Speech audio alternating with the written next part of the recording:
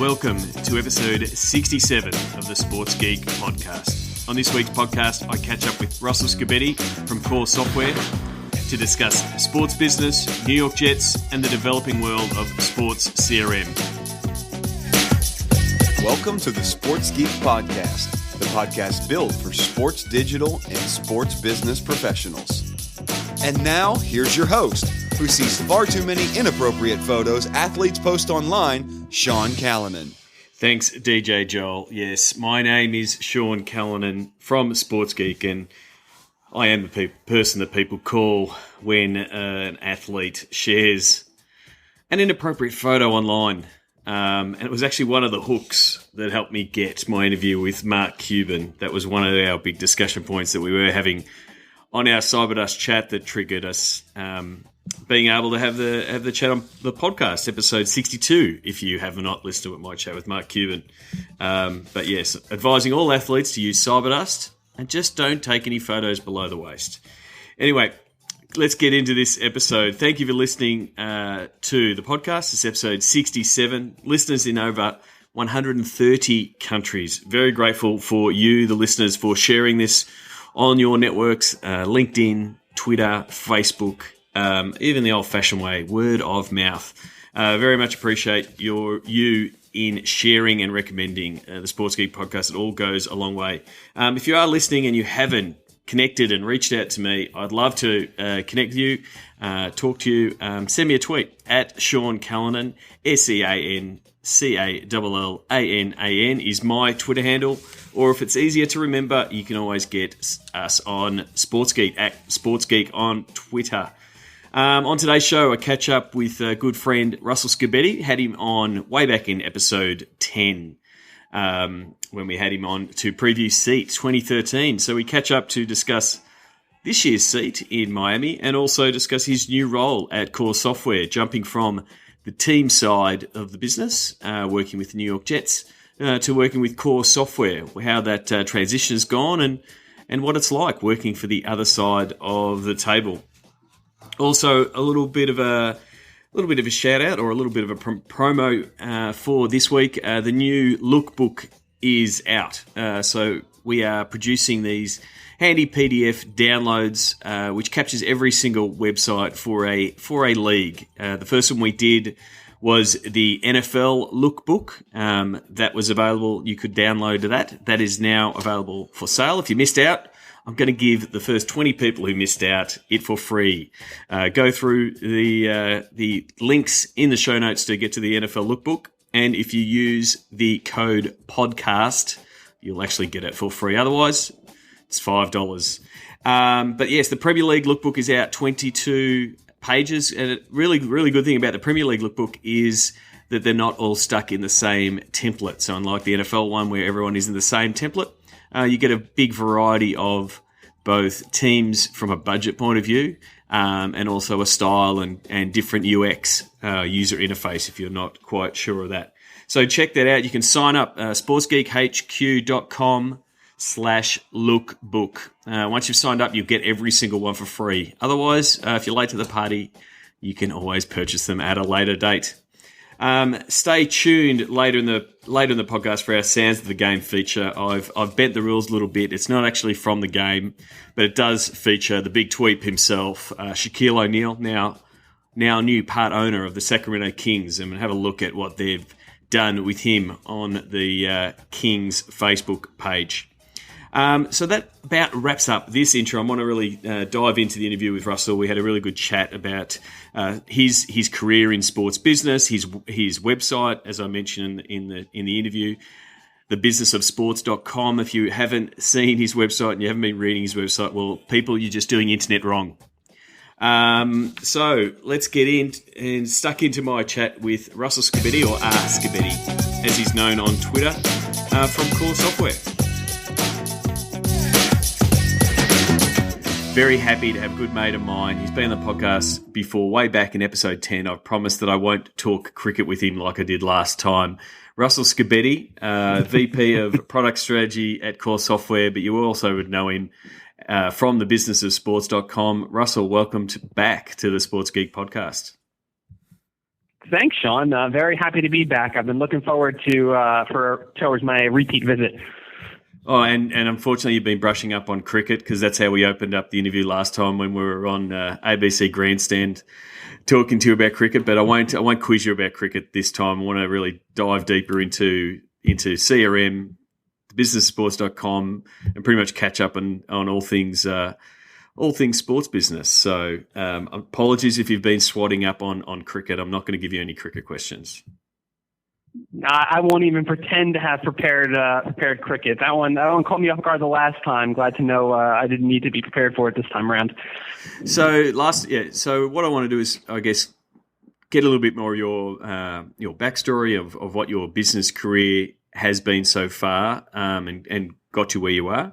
Do you want to give us a little bit of background on your sports business career, how you got started, and up to this point? Yeah, absolutely. So my original background was in IT. I was a computer science major in college, had some background as a programmer, a system administrator. The problem was, even though I was kind of good at it, I really wasn't happy with it, and I knew I kind of wanted to take my career in a different direction. I was always passionate about sports, really interested in pursuing that as a career. But at the same time, I was worried that what happens if it doesn't work out. So I decided to go back and get my MBA, and I went to Arizona State at the time because they had a great MBA program as well as a sports business concentration. Unfortunately, it doesn't exist anymore. But while I was there, I was able to learn a ton and kind of transition my skill set, which had been the technical, analytical side of things, into what I would call strategic marketing. This, emerging importance in the sports industry of email and CRM and digital and research and analytics. So while I was getting my MBA there, I worked for the athletic department, did a lot of the email marketing, fan loyalty, digital content, used that as a springboard to my first job after I graduated, which was as a CRM analyst with Comcast Spectacor, the parent company of the Philadelphia Flyers. I was mostly aligned to the Flyers and their needs for CRM and email and database marketing. Spent a year down there, and then had the opportunity to move over to the Jets in a little more senior role, managing all of the CRM and database initiatives for the entire organization. So that would be their ticket sales and retention departments, their premium hospitality department, as well as corporate partnerships. So we built out a really nice system there. I spent about 5 years there. And while I was there, I used product built by Core Software, and so recently, earlier this year, actually swung over to the other side, and now I'm working for Core as a VP of Product Strategy, kind of overseeing how our product's going to be used by hopefully 50, 60, 70 different teams. Well, I mean, very much a similar background to me. A geek before you were a sports geek, on the tools, coding away, pretty much I threw the same question to Mark Cuban about how much the technical skills and the ability to code and knowing the behind the scenes helped him in all the endeavors he's done and building technology businesses. How valuable was that background in IT and understanding not so much the ones and zeros, but having a bit of programming knowledge and knowing things like how databases are built? How much has that helped you now working with the tools in the CRM space over the last 5 years and that? Oh, it's been tremendously important. Ultimately, any CRM system is essentially based on database fundamentals. So you're aggregating and storing a tremendous amount of information about your buyers and your non-buyers, your fans, your sponsorship inventory, your ticket sales, your forecasting. In order to manage this significant volume of data, you really need to understand and be able to visualize the relationships between all of these disparate data sets, and that impacts how you continue to build and grow and customize your systems.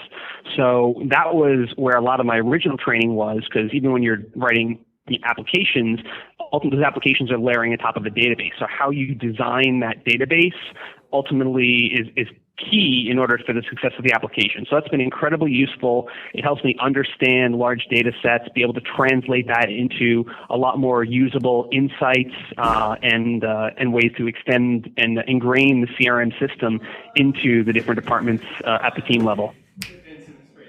Yeah, and I think one of the key things is being able to extract that data out of the system, and build the reports to be able to make some meaningful decisions out of it. Because a lot of systems, there's a stack of data in there, but it's being able to extract it out in a way that makes it meaningful for management to make decisions and things like that. Oh, absolutely. It's one of the things that I try to talk to people a lot about is data collection is very important, but you can get so focused on data collection. There is so much data available that if you just collect it all without really having a strategy behind how you're going to use it, you end up with this monstrous data set and not nearly the value out of it. So anytime you are adding more information into your system, it's got to be done with a strategy on then what you're going to use that data for. So you have to kind of have the full picture of how that data is going to be used. And so, from your time at the Jets, what were some of the big, I guess, key lessons that you had in that space, and some of the key successes you had in working with the Jets around the CRM projects you were developing? I think the biggest thing that I learned there is how incredibly valuable the small data is. And when I say small data, I mean the data that you're collecting through those one-to-one intimate conversations with all of your customers and potential customers. A CRM system at a real basic level, a lot of people think of it as, all right, all of my sales staff and my service staff, they're going to be recording all their conversations with people, which is great. So you end up with a lot of open-ended text information. But if you just leave it at that, it's really hard to drive a lot of insights out of large volumes of open-ended text. So from our perspective, beyond just the calls and basic opportunity information, anything that we could put into easy-to-use, structured fields, reason to purchase, primary objection, secondary objection, likelihood to return, level of customer satisfaction, favorite player, favorite opponent, who do they come to games with? A lot of the things that we like to ask on our surveys, which tend to stay anonymous. But when you put those in the hands of your staff and you design the system to make it easy for those staff members to collect information, encourage them to collect information, the insights that you get there are tremendously valuable. As much as it's great to know that someone is going to typically buy 2 hot dogs and a beer, there's only so many more hot dogs you're going to get them to buy, and a hot dog is a $4 or $5 item. But if you learn things about their favorite players and which kids come to the games and the dates of their birthday and anniversary, those all create a lot more valuable touch points that I think are part of a bigger long-term engagement and retention strategy. So that's what we really tried to focus on, was empowering the staff to collect that incredibly personal and valuable information and use it across the business. I do remember from Boston seat when the first CRM track was done. You were speaking on a panel. I can't remember who else was speaking on the panel at the time, but you were really talking about because in that room we had people at different levels of, I guess, CRM competency, or different levels of the where their projects were at as far as how advanced they were, or really just scratching the surface. And I'd still take away one of the key points was how much training you did with the staff that are using the system to be able to capture that small data that you were talking about to make your make the picture that you're painting of your customer more accurate, but also to train the staff to use the product to its full potential. How important, and what were some of the things that you put in place at the Jets to get to that sort of that advanced stage, so everyone knew how to use the system that you're putting in front of them? Whenever I did a training with staff at the Jets, it wasn't just about how to use a system. I feel like if you focus on operational training, it becomes a task. It's like, all right, they need me to put in my activities so they can see how many calls I make. They need me to put in my pipeline so they can do this. It feels very disconnected. It feels like a very forced manual labor.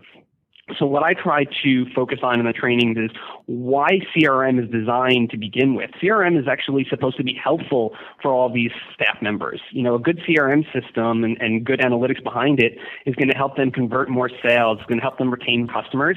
And it's going to put more money in their pockets. It's going to drive up their commissions. So one of my old instructors in school used to love the term WIFI, what's in it for you. So my trainings really would try to highlight listen, the volume of calls that you're going to be making and the counts that you're going to have to manage, in order to really maximize your potential here in the organization, this system is going to do all these different things for you, but it's also only as good as what you're putting in it.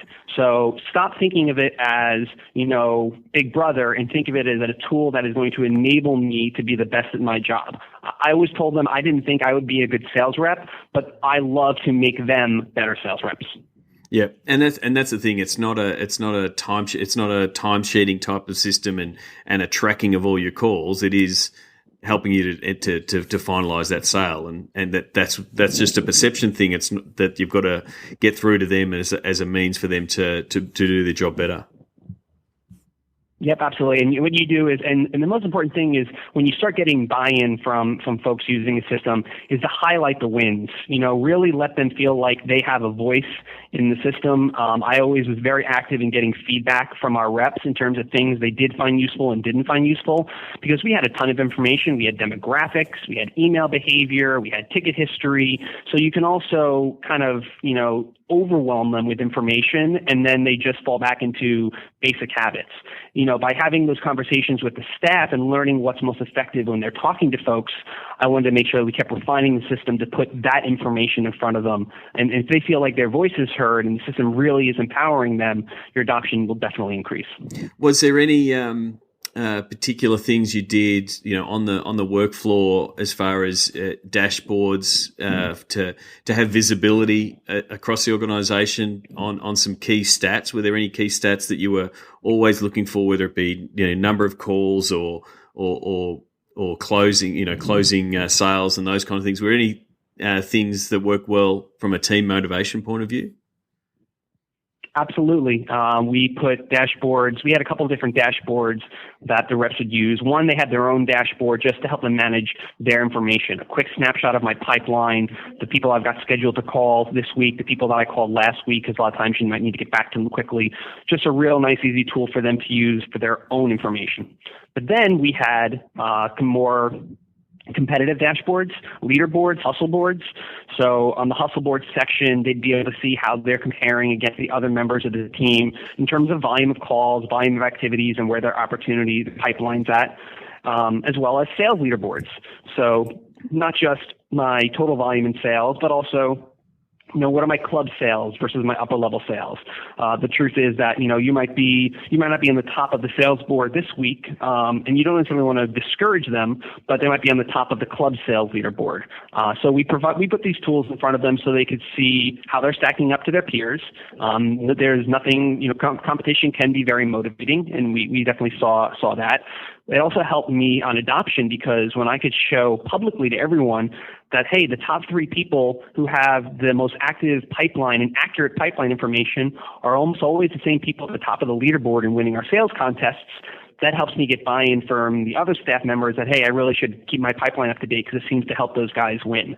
So that visibility really helps drive adoption, helps drive competitiveness, and also everyone wants to feel more connected to the organization. It's not like you need to hide information about one person's performance or the other. I'm a strong believer in a very open visibility into your information, transparency. So that really helped. So everyone felt very connected, especially if there were any team contests. We tried to mix in, the sales managers would mix individual competition and team competition. So in those situations, you want to try to motivate your peers because everyone wins. So I think those dashboards are really, really key to help drive the staff performance. So just moving away from the staff and the sales staff performance stuff you touched on earlier about the analytics. 5 years ago, things like social media were just developing, and selling tickets and making sales via social and via digital was something that was growing. Obviously, it was happening in email and those kind of things. How much have you seen a shift in that space as far as the sales point of view, but also I guess the importance of tracking all of those leads all the way through the process? So if you put out a Facebook post, what type of ticket sales that came from that? If you did it from a tweet or from an EDM, how much has that area grown in the last 5 years? It's really funny. I think we've seen a couple of different waves. At first, when everyone was getting into this space, everyone loved the idea of putting ticket sales out there. And you can measure the effectiveness of it. There's tools called came from codes that you can tag these links with. So you can see how many tickets were sold off of a particular Facebook post, a particular tweet. It's the same technology that you would put if you had a banner ad that you wanted to track. Yep. So early on, everyone had a lot of success with this and wanted to put out ticket offers, pre-sales, exclusive, tweet up type of tickets. But then the interest in that actually, I think, has kind of dropped down a little again. And that's when we've seen a lot more shift to social for engagement. Yep. And so there's a resistance to putting too many sales messages out there. I think a part of that is also because even though, yes, they generate some revenue, the bigger revenue generator in social has been in the alliance between brands, your partner brands, and your brand through social. So I think there's been a lot more focus on creating content that's co-branded and having that be the vehicle for revenue generation. We might be swinging back again. I know you mentioned on your podcast with Cuban about the click to buy and the ease of these transactions, and we might get to the point where that helps spur more ticket sales again. So I'm keeping an eye on that. Social listening to me is really important, and you saw that Salesforce has a Radian 6 and Microsoft has a new social listening product. For me, those are really valuable on the customer service side. You can search and identify key terms and bring them in and get ahead of problems, be aware of what the general sentiment is. But you have to be really careful in those areas. I know you've talked about it in the past. There's so much noise out there, so many people that are so passionate about the wins and losses that it makes it very challenging to find the things that are as actionable for your team as opposed to things you have no control over. So it's still important from the service side, but I don't see quite as much of it as just a pure ticket generation tool. Yeah, I mean, I think it's. I think you're right. Early on, it was the phrase which always makes me cringe a little bit is how do we monetize social media?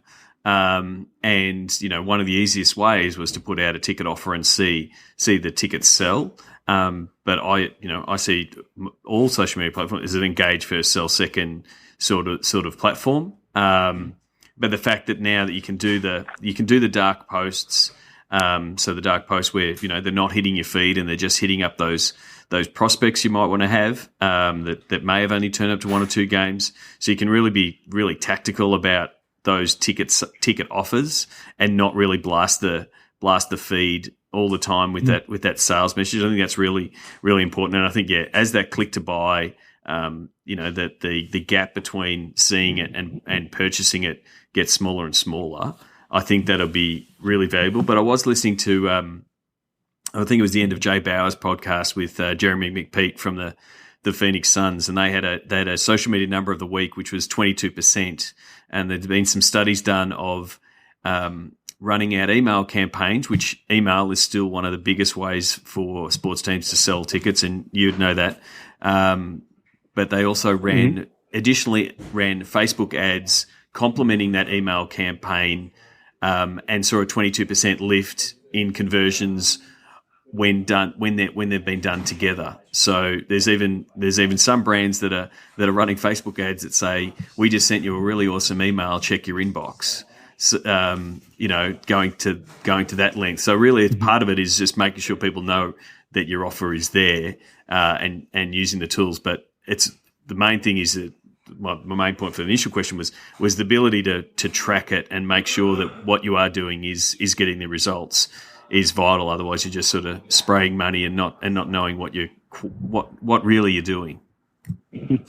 Yep, no, I agree, and I've seen some similar numbers to that. I think Facebook's retargeting abilities have gotten really good, and I've heard some organizations having some good success using that platform, the advertising platform, to drive revenue, and without it getting in the way of the traditional content feed. It's funny calling anything about social media traditional now, but there are content feeds that you want to stay away from being too promotional and too transaction oriented. And like you said, email is still really important. So a part of any general strategy is to collect as much information, whether that's through your sweepstakes or through social connection tools, social sign-on. If you can collect that information and continue to learn about them and find other channels to engage for the transaction opportunity, while not letting that kind of filter into the general social conversation that everyone's taking a part of, hopefully you can kind of blend that best of both worlds. Yeah, and I think the maturity around the space of things like custom audiences, I think it's about 18 months ago when Facebook announced that you'll be able to advertise to people in your email list. And the initial reaction was, oh, my goodness, why would I want to do that? I'm spending all this time trying to get my emails out of Facebook. Why would I start advertising to people I already have? But it's a really good re-engagement tool. You can go into your CRM and say, who are the fans who aren't opening our emails, who aren't engaged with their brand, that have said that they have been previously. Maybe what we can do is do a campaign to get them in on a specific offer, re-engage them, get them more active on our email list via the activity that they're doing on a social point of view. So it can, and I think this is what the study from the Jay Bauer podcast was. Like, it can help you to re-engage and get, lift open rates and lift click rates in your emails if you're presenting them, making sure that they're seeing that offer because they might not be opening that email. No, absolutely. These need to be complementary. Like I said, I think we're seeing a good transition back into the way social can drive revenue, but it's not just by putting out links. It's by using these other tools now that, have more segmentation ability, can be more targeted, can drive more insights. It's more sophisticated now rather than just putting out a Facebook post with a promo code. One thing I did want to ask you, it's a theory that I believe in, that social is a longer game, and so it's where it does make it harder to say here's the ROI because you're building this relationship with this fan over a long period of time. It gets very hard to track that all of that effort on multiple social platforms, some which are trackable like Facebook, some that are less trackable, say Instagram and Vine. Are you seeing some bump, if not in pure evidence, but anecdotally, that as fans are getting more engaged with all these platforms, that they are becoming more likely to buy tickets, to become season ticket holders, to build that relationship? Is it? What are your thoughts on that concept? I agree with it fundamentally. I don't think I've seen anything, at least not that I'm recalling off the top of my head, that's put some good research metrics behind it. There are so many communication engagement channels, and the percentages which are overlapping, I've seen different numbers on, and even the best social posts are only reaching a certain percentage of your audience based on how often they're checking. So I agree. I think it does. You do need to take a long-tailed, long-term approach to how these channels are generating revenue. Where I think the way you would see that is, just general research that can show that are tied back more to brand metrics, fan avidity, things that as you put more content in those channels and your surveys, your research, you can identify which research participants are on those channels and do a comparison over time. Hopefully you can start seeing a lift there. And in general, if you see a lift there, it correlates strongly to a lift in revenue. Yep. So it's a little disconnected, but I'm with you in theory.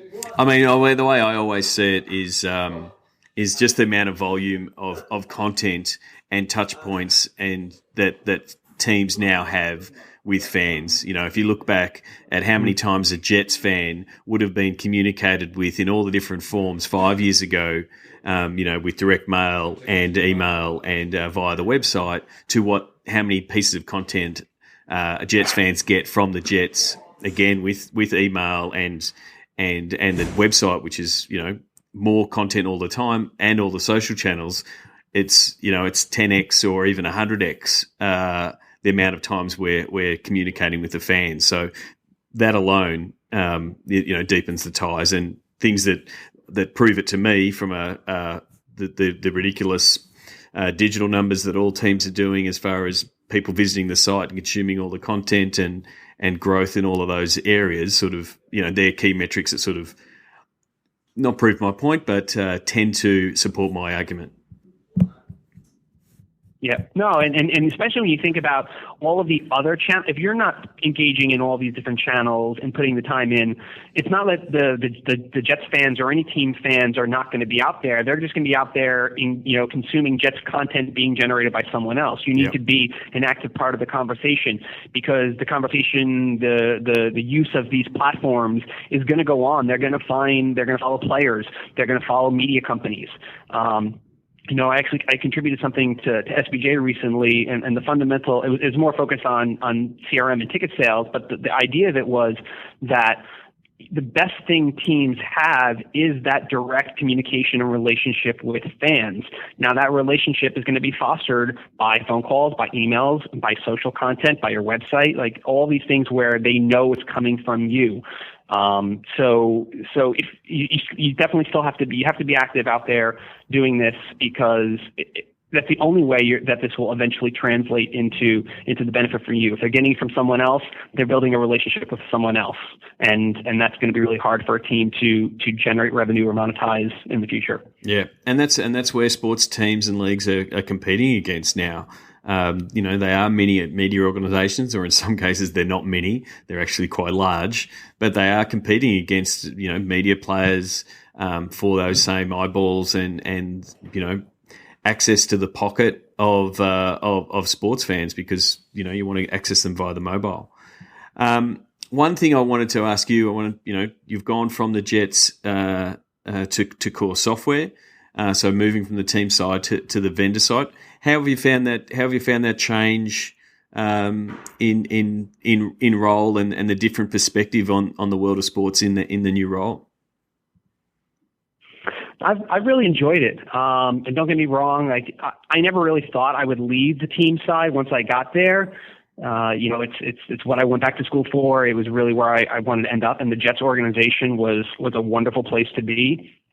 But the interesting thing about now being on this side of it is, one, personally, I think it makes me a lot more well-rounded, because we have customers across all these different sports. And we've got about 60 different customers in professional sports alone. So I went from working with one team to influencing, almost half of the U.S. Big Four leagues. So the learning opportunity is tremendous. I get to take all these things that I was working on for one team and try to deliver them across all these different franchises. It forces me to really be big picture oriented, where the challenge a lot of times when you're in a team is there's so much detail that you have to get done on every day-to-day basis. Every list you have to build, every individual report you need to manage. It's not that there's anything wrong with that, but there's a lot of work, and sometimes it's hard to step back and think about the big picture. So hopefully now I can do that for these teams with the role I have here. It is something that I value a lot in my role, talking to multiple teams, sort of having that high level view and sort of seeing the patterns on what works in one sport, in one league, and seeing that it can be twisted, adapted, and refined for that team and that brand, but it is very applicable across multiple teams, because you're not going to convert a Giants fan to become a Jets fan or vice versa because it's so tribal, but the implementation of a CRM project or a digital marketing initiative can be tweaked from one to the other, and both fans are more than happy with the results when you have that view of working with multiple teams. Yeah, and it's such a fun industry in the way everyone willingly shares best practices. I mean, we see it at Seat, and in a way, even though I'm more product focused in my role here at Core, really it comes down to taking best practices in the way our customers are using the product, the way I used to use the product, for example, and then making that back into the product so that way more teams can take advantage of it, and it really just continues to foster the idea of everyone learning from each other, because there's not competition. On the business side, the competition's happening on the field, but the best practices everyone can really share from. Yep. Well, give us a little bit of background for the people who are listening and don't know. Can you give us a little bit of background on Core Software? What is it? What's its 140 character pitch for the sports market?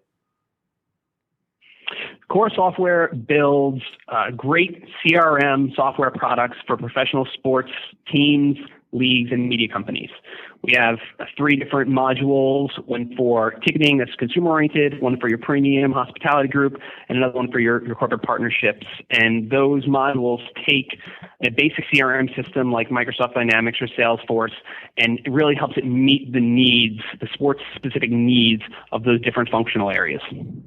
So, I mean, I started Sports Geek as to help sports teams understand the whole IT space, and it sort of developed into digital and in social. But so you really targeted that niche for CRM for sports, because it does have unique needs of season ticket holders and ticket sales and finding out where they're sitting and all the different types of, because it's a completely different market to, you know, big brands, whether they be hotels or airlines or that are killing it on CRM, but because sport is so unique in some of the requirements it has. Yeah, no, exactly. So, I mean, you can definitely, there are plenty of teams try to use a traditional CRM, and that's fine. I'd rather have a CRM than no CRM. But when it comes to, on the ticketing side, the need to be able to integrate into ticketing systems, which are not the most user-friendly things to do sometimes. It's a lot of data. It's a lot of inventory and kind of things to sift through. Being able to bring that data into a CRM in an automatic fashion, and being able to handle both the sales and the renewal process and what goes into these, you know, season-long touch point retention campaigns. And then on the sponsorship side, you're selling deals that involve such a variety of assets that can be physical, commodity, or time-based, digital, radio, TV, signage, hospitality, tickets, you know, building those proposals, turning them into contracts, tracking that contract through to fulfillment. Yes, and fulfillment of all those assets over the course of an entire season. It's great that someone bought all these assets, but how do we know they were delivered? So those are those different unique elements for sports that we've really tried to solve for with our software. Yeah, I nodded my head when you said integrating with ticketing. I'm sure there's a few people who are listening. It's a worldwide problem, people, integrating with ticket providers. So please send Russell and I a tweet, just a nod of the head to say, yes, I feel that pain. I've tried to integrate with ticketing partners, and I want to get that data out. If I had $1 for everyone who said they had that problem, I'd be a very rich man. So, yes, trying to solve that problem alone is big enough. I did want to touch base on, because we haven't really caught up and recapped since Miami and Seat. I was very much involved with the digital track and didn't really get a chance to jump into the CRM track. You were all over the CRM track, helping curate and pull together the CRM track, and you know, kudos for yourself, help growing that track over since Boston in 2012. It's just gone from strength to strength. What were some of your key takeaways and highlights from Seat in Miami? I think the biggest thing for me that came out of Seat this year was we really kept it focused on actionable takeaways. So we did a lot more case study driven conversation. We had the Chicago Bears giving us some great insights on how they were able to build up their email marketing platform and how they were segmenting and driving results from new campaigns they were executing. The Penguins on their mobile driven loyalty program and Tens Points. We had a couple of folks talk about their emerging loyalty programs and a lot of the very key lessons they learned and how they structured those programs. The nice thing was each of the panels and each of the case studies really came back to very clear examples and data points and advice. And I got a lot of great feedback that, hey, that was something I can go home and use. I think, when you get a bunch of CRM folks in the room and we're all real passionate about it, sometimes we can get caught up in talking about these wonderful theoreticals. And to me, the real key was that we had some of that, but then we came back around and really gave ideas and tactics and things people could go home with and execute and try to get an immediate return from. Yeah, I mean that's I always find coming away from Seed, it's a great place to you hear people say, I'm going to steal that. That's good. and you want to have a few of those when you go to a that's conference. That's a very common phrase. Yeah, I'm going to steal that for my team. And it's good because you would have seen it, like the growth of teams as they've come through, because there are still teams at different maturity levels of how they're using CRM. But each year they're coming back to see, you can see that they've made strides in getting their systems up and running, and then they're running these campaigns and building their lists. So it makes it more exciting to go, what's going to come back next year? What are the Penguins going to do with their next version of Penn's points? And I'm going to get the girls from the Penguins on to talk about how that loyalty program's going, how loyalty programs are developing. Early on, people are trying to figure out how those systems are going to work, and hearing more of those case studies, next year. I'm expecting to hear from the guys at the 49ers around the loyalty program they've rolled out this year since we were in San Francisco at SEAT. So yeah, it will be very interesting to see how it all, what people are going to deliver next year. Yeah, no, I can't wait. San Francisco is going to be a great location between you got the 49ers and the Warriors. You have so many tech savvy organizations out there that I think will themselves blend to being great case studies. And like you said, there's a lot more we can learn. It's almost challenging to have. There's so many different topics we could delve into, and then to just actually narrow it down to just really a couple of days of content that always leaves everyone wanting more. Yep, and that's the tough job we have to do, curating the tracks, Russell. With the help of the steering committees, we have to pick the topics, and that is the tough thing, the cutting down of all the cool content that people are putting forward. But it does make for a good conference, and it's well worth the effort putting in. I wanted to touch base on some fun stuff you've been doing on the businessofsports.com. You've launched a hashtag. You've relaunched hashtag Tuesday. Reviving a hashtag you threw out. And the cool thing about Twitter search now is you can actually go back and see those tweets from 2 years ago. You launched the hashtag you work in sports when hashtag to get a whole bunch of people involved.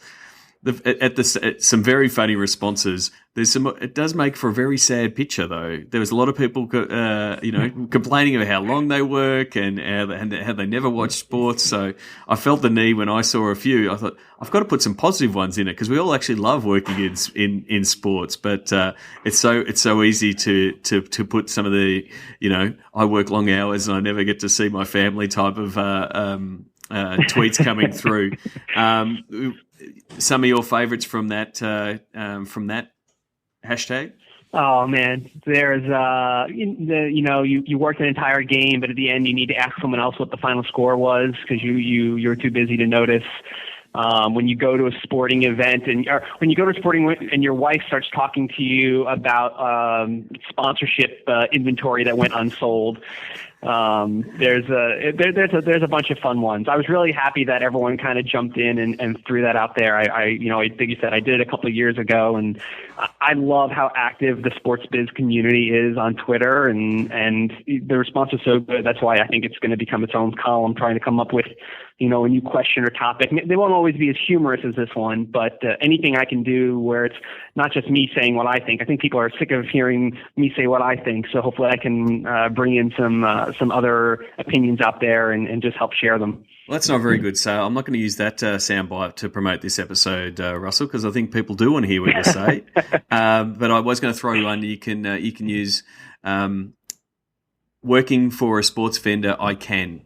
There you go. That's my one. You can push it out and see what vendors come back with, as far as the benefits that they have because they work with people in sports. I think that's one that you can use.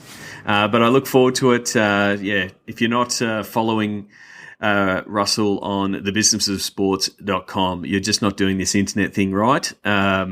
Make sure you're following that and following Russell on Twitter. I'm pretty much sure that most of the people listening to this podcast will be Scibetti on Twitter. Russell, thank you very much for taking the time and coming on the podcast. I look forward to catching up soon. most likely will be at Seat, but I think I'm planning actually to come by New York after Seat for a little bit of a visit. I haven't been to New York for a while, so I get to see you on your home turf.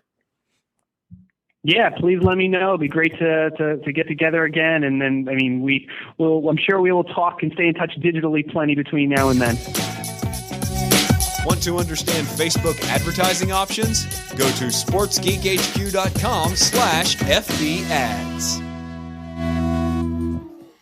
Thanks again to Russell Scibetti from thebusinessofsports.com and from Core Software for taking some time to have a good chat. Always love catching up with Russell, and I'm really looking forward to Seat next year. We're already having some of the meetings currently with the steering committee to start deciphering those topics and paring back the things that we want to talk about. And Russell and I have always been on the case of more case studies, more takeaways, more stuff you can steal. And Seat is one of the best places to steal stuff from, and also a great place to meet people in the industry. For those of you who are in Australia, I'm actually planning a pre-Seat tour, taking in a few extra cities and catch up with a few other teams and see a few more games so we can look at some activations and what's being done in the stadium. It's going to be very exclusive. I'm not going to take a cast of thousands, so it's going to be very limited, and currently putting that together with some of the people on the West Coast and catch up with some of the teams. I'm not releasing them just yet, still firming up the dates of where and when we're going, but most likely July 10 is when we'll take off. Now, Seat is July 19 to 22, so please register. I've been talking to Christine recently. The registrations are really strong. Congratulations for being having an ad in the Sports Business Journal. Seen a lot of good traffic and interest on Seat for that. So go to sportsgeekhq.com/2015 to book your spot at Seat. And if you're interested in that trip from an Australian point of view, please send me an email. Need help with your content? Book in for a content brainstorming session with Sports Geek now. Go to sportsgeekhq.com/work. Yes, we're very much in content review, content audit, and commercialization of our content. We've been doing a lot of those workshops recently as obviously the AFL and NRL seasons have wrapped up. And sometimes people ask, when's a good time to do these type of sessions? There's never a bad time, in my opinion. That's just not me saying that, so there's more work for me. Always be reviewing, and really goes back to the focus I had with my conference at Seat around knowing who you're developing your content for. Just the fact that you are framing specific pieces of content for a specific demographic and really working in closely with guys like Russell will profile out of your database, out of your CRM. You want to be making sure that you're pushing out content not just for your face painters, your David Putties of the world. You want to make sure you're doing it for your different segments. You want to be doing stuff for your corporate fans, your fans that come as a family, your younger fans that are using a lot of the social platforms, and how can you develop them to become young adults that continue to buy tickets to the game. So found that very valuable from a content team's point of view to give them direction on their content. But then on the other side of the equation, it also helps them see the commercial opportunities in the content that they're developing, and then work closer with the commercial team and the sponsorship team on how you can go about selling that and serving sponsors and providing really great value to sponsors. So if you're in that space, or you at least want someone else to have another look over what you're planning for the season ahead, or in the current season, and you want to kick a few goals for the season that you're currently in, please give me a call or drop me an email, Sean@SportsGeekHQ. Be happy to talk to you about how we go about it and how we sort of pull out some of that information that's probably sitting inside the heads of your content team and some of your commercial guys.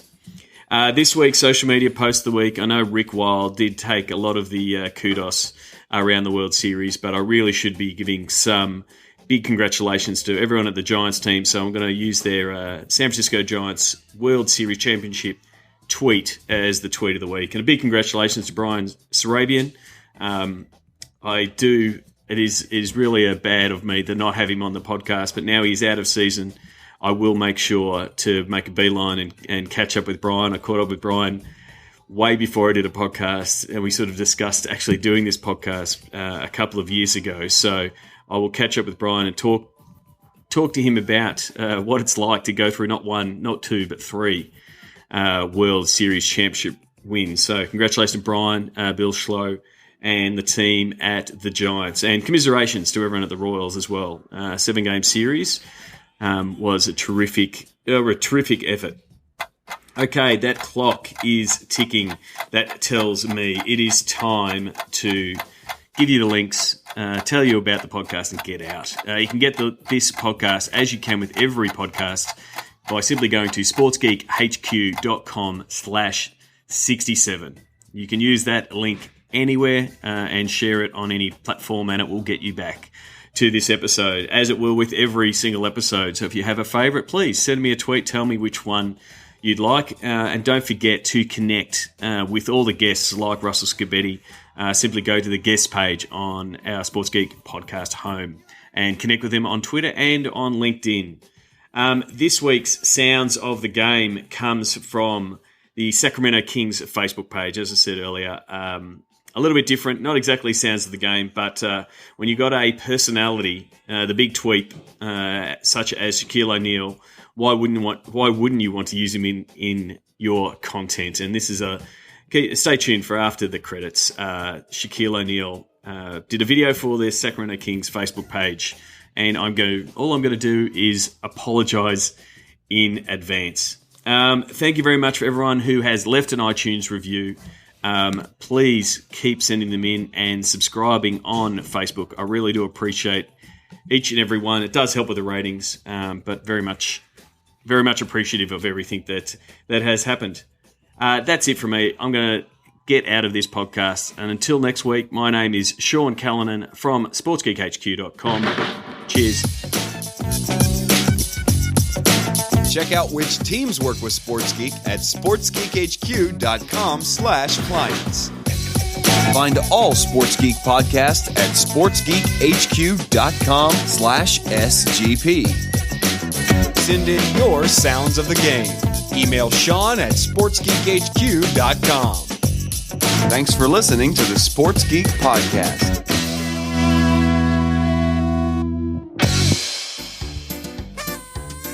Thanks, another fuzzy buddy.